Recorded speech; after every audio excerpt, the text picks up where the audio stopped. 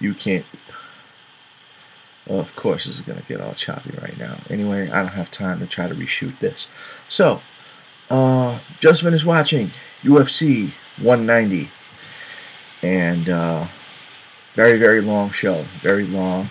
A lot of fights booked because this was in Brazil. So, not only was this just a regular UFC pay-per-view, but you also had to have the last fights for the Ultimate Fighter Brazil 4, and kudos to all them.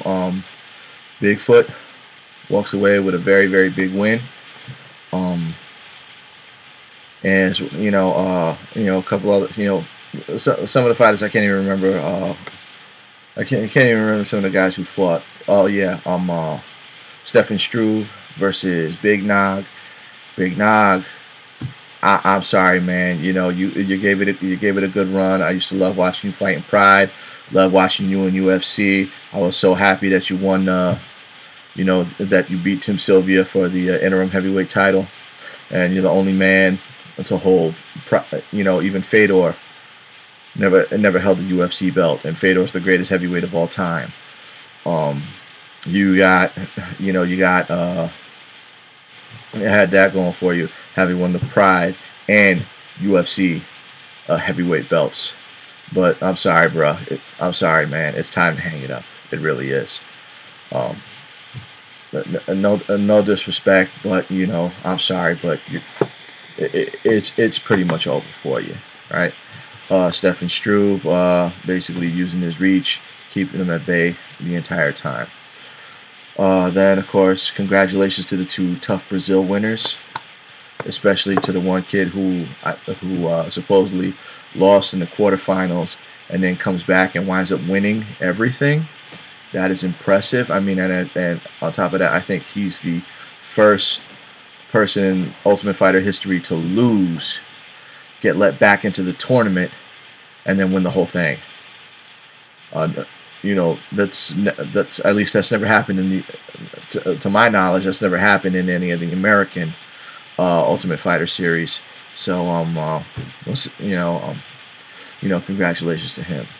And then you got the co-main event of the evening, which was Shogun versus Little Nog. This is a rematch dating back from the 2005 Pride Grand Prix. I believe the quarterfinals, because that fight went the distance back then, and it went the distance this time around. Shogun won by that much. Seriously, it was 29-28. He got rocked in the first round. Was able to weather the storm for the last 12 seconds. Got back in, came back the second round. Took Little Nog down. Pressed him up against the cage, and now at that point he was fighting not to lose. Wasn't really coming out in the strong, impressive, very aggressive style that we've all come to know and love Shogun for. Unfortunately, it's just, it was a good fight for two fighters who are way past their prime. Having a rematch from 10 years ago. I was like, I can't believe it's been 10 years since Shogun won the 2005 Pride Grand Prix.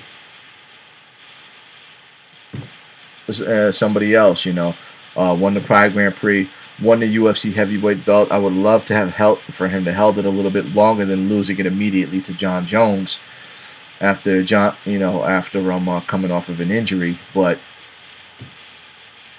that's just how it went down, unfortunately. And he still managed to have some great fights, but watching this fight is like,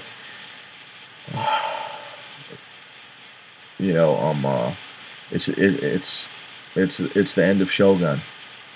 It's sad. It really is. Even like when you see your favorite fighters like Vanderlei or even Chuck, it was so sad to see Chuck leave the way he did. Because when he was fighting Rich Franklin, that was the best Chuck Liddell we had seen in years. If they'd have gone to the next, if If he could have just held on for a little longer, they'd have just gone on to the next round. They would have had to stop. He would have won via doctor stoppage because he broke Rich Franklin's arm. Instead, he runs head first into Rich Franklin's right hand and knocks himself out. That's rough, and for him to have to hang it up and be like, I don't have a chin anymore. I can't take punches anymore. It's like, that sucks. I mean, and seeing Mark, and yet you see guys like Randy Couture, who helped, who was dominating for as long as he was, even in his 40s, and retiring twice, and retiring the first time, coming back, winning the heavyweight championship, and then going back to light heavyweight and winning a few fights light heavyweight, and then even to see Mark Hunt, who still got the same nasty knockout power he did, 14 years ago in the 2001 K1 Grand Prix, and just absolutely wrecking cats left and right. And granted, he lost his last fight to Verdum, which I was really hoping for. I was like, okay, he got the K1, he got the K1 Grand Prix. Good on him. He even got the 90, I think the 98 and the 99 Oceania Grand Prix. Good on you. But to come into mixed martial arts, even Butterbean has a championship, and that even for somebody like that, as great as they are, you just want them to be able to walk away with at least something that says they were good enough. And then finally, of course, Beth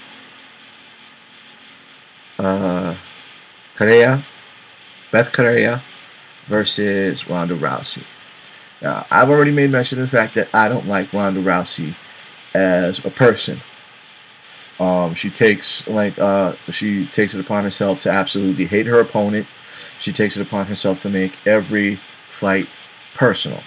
You don't have to do that. But Beth Correa, being Brazilian and being not as ugly as Cyborg, but pretty close enough, basically had several words to say. The show that she was trying to put on, the poses that she was making, and had everybody that I was watching this was like laughing, like, what the hell is this chick doing? Seriously, these ridiculous poses she was making and the antics and stuff like that. Like, even the way she walked out in the ring, she's like all pissed off, this, that, the other, like she's actually going to intimidate somebody. That's the difference between a lot of fighters. It's like a lot of times you could tell which fighter is going to win just by how they walk out to the stage, and from the stare down. Because I remember the third time Quentin Jackson fought Vanderlei Silva. After Vanderlei Silva having knocked Quentin Jackson out twice, this third time around, I see them at the stare down, and I said Vanderlei is going to lose, because whatever the same ferocity, that focus that he had the first two times wasn't there. Ronda Rousey came out there with a focus towards destruction. No ifs, ands, or buts. She was going out there and she was going to win that fight. And that's all there was to it. No love lost between them. They said, you want to touch gloves, touch them now. You say they both just back off. Correa is basically doing her thing. Ronda backs up. He's just waiting. As soon as they come in, Ronda does something very unlike Ronda Rousey. Stands there and starts brawling with her, and manages to trip her. She was trying to go for maybe the judo hip toss. Trying to go for a hip toss. Didn't really connect. And what she does is she manages to trip Correa, push her back. Now after she rolls back, she stands back up, and now she's up against the cage. Ronda comes in, starts laying combination after combination, push up against the cage, knees her one time, punches her, catches her with a right to just behind the ear, and one more for good measure, right in the cheek, and Correa was knocked out in 34 seconds.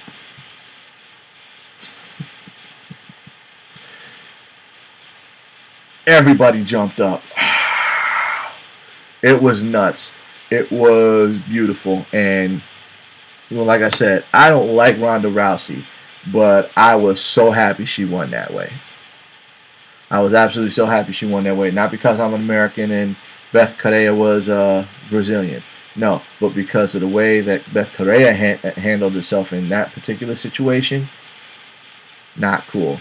Granted, I'm still waiting for the opportunity for somebody that's for somebody that could actually humble Ronda Rousey, not Chris Cyborg.